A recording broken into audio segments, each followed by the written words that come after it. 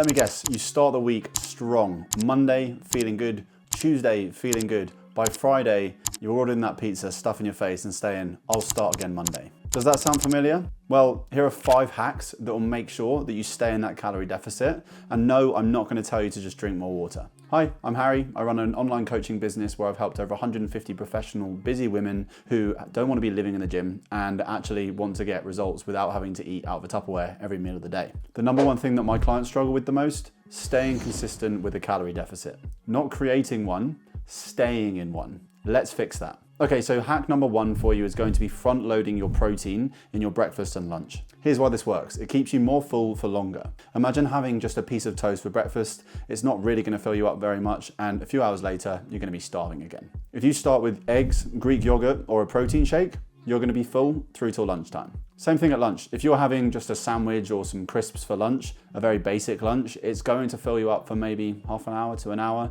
and you're going to be hungry again later on in the day before dinner, and that's where the snack cupboard is raided. What about instead if we switch that out for a tuna or chicken salad? You could have that. You could even have some rice in there. You could have some pasta in there. You could even have that with some potatoes, sweet potatoes. Just bulk it out a little bit more because it will fill you up a little bit further than to 3 p.m. The goal I want you to try and aim for is hitting 80 to 100 grams of protein before dinner. When you do this, you're actually going to find that evening snacking a lot easier to manage because you're not actually that hungry because you've actually filled yourself up. Normally, it's just boredom that ends up with that snacking in the evening. Okay, so hack number 2 is going to be calorie speed bumps. These are small barriers between you and mindless eating. Here's an example. Keep your snacks in the cupboard, not on the worktop. You'll eat 50% less because it requires getting up, opening the cupboard and going in there. Use smaller plates. It sounds really basic, but it actually works. Your brain sees a full plate and feels satisfied. Next up, don't eat from the bag or container. Put what you want in the portion size into a bowl. When you can see the portion, you're much more aware of how much you're actually eating rather than going in on a bag of crisps and getting all the way to the bottom and going, oh no, that was a share bag. These aren't about trying to restrict what you're eating. They're about adding a tiny pause in before you eat. This makes what you're doing a choice rather than an autopilot response. Hack number 3, plan your meals loosely. I'm not saying every single thing throughout the whole week needs to be tracked diligently. I think the main thing that you want to focus on to start with is going to be planning out the days ahead. Decision fatigue is a really real thing. When you get home from work tired and hungry with no real plan of what you're going to eat, the first thing you do, raid the cupboard. Are you going to be going straight into making a chicken salad, or are you going to grab the chocolate bar that's in the cupboard because it's the easiest thing to grab? But if you already know for tomorrow that you're having porridge for breakfast, you're having a chicken salad for lunch, and then tuna pasta for dinner, you've got that planned out in your head and you're not going to deviate it from it. You might do, but nowhere near as much of a chance if you didn't have a plan. You've now removed 90% of the mental load.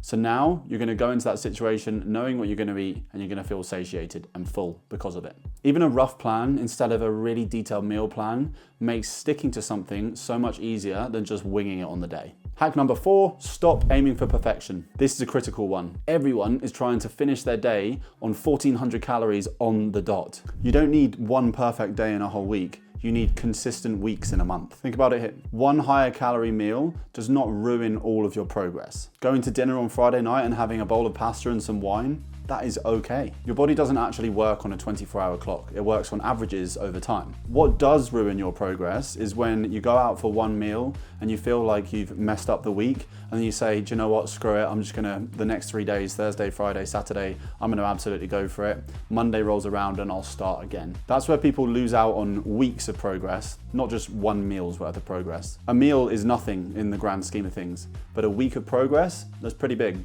And finally, give yourself permission to have flexibility within the structure. That is how you stay in the deficit long term. And hack number 5, track patterns, not just calories. Yes, of course, being in a calorie deficit matters, but what matters more is your energy levels, hunger cues, training performance, step count, weekly averages. These matter much more for sustainable weight loss. If you're on point with those calories that you've set up, however, you're exhausted, your training's absolutely tanking, and you've got no energy throughout your day, then you might be in a bit too of an aggressive deficit. What this can lead to is you sticking to it for a few days and then falling off because you just can't maintain that level of a deficit. If you're hitting your calorie number and you're sleeping well, you're recovering well, your training's going well, and your weight is continuously coming down over a 2 to 4 week period, we're in a good spot. And for the love of God, don't change everything just because one day the scale went up. There's so many reasons why that could have happened. Zoom out for a second. Look at trends. Don't look at single data points. This is a marathon, not a sprint,